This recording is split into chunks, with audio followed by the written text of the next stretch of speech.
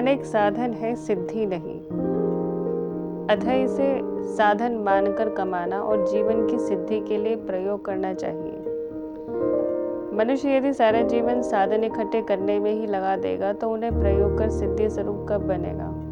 अतः एक तो धन ऐसे तरीके से कमाया गया हो जो सिद्धि से वंचित ना कर दे, और दूसरा सारा जीवन ही उसके उपार्जन में ना लगा दिया जाए। दिन भर के समय को ठीक तरीके से बांट लें। कुछ समय व्यापार या उद्योग में, कुछ अपने स्वास्थ्य लाभ में, कुछ घर के सदस्यों या मित्र जनों के साथ रहने में लगाएं और कुछ समय जीवन की परम सिद्धि में भी निश्चित रूप से लगाएं।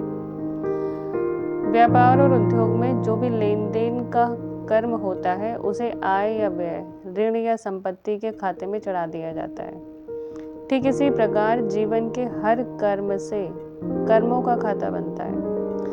वह खाता ऋणात्मक भी हो सकता है, गुणात्मक भी हो सकता है और लाभात्मक भी हो सकता है। अतः हर एक व्यक्ति को देखना चाहिए कि जो कर्म मैं कर रहा हूँ उससे मेरे कर्मों का कैसा लेखा जोखा अथवा हिसाब बन रहा है। कहीं ऐसा न हो कि कर्मों के व्यापार में मनुष्य को हानि हो रही हो।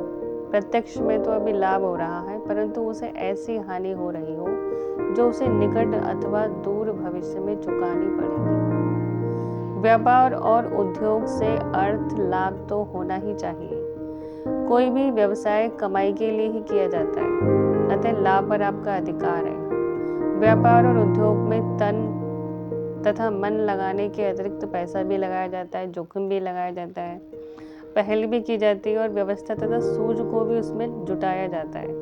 परंतु याद रखें कि धन या लाभ 3 तरह का होता है। यदि ऐसा धंधा हो कि दूसरों का भी भला हो, उन्हें भी घाटा ना हो और आपको भी लाभ दे, तो ये दूध के समान है, क्योंकि आपके मन में दूसरों के प्रति भी शुभ भावना और शुभ कामना है।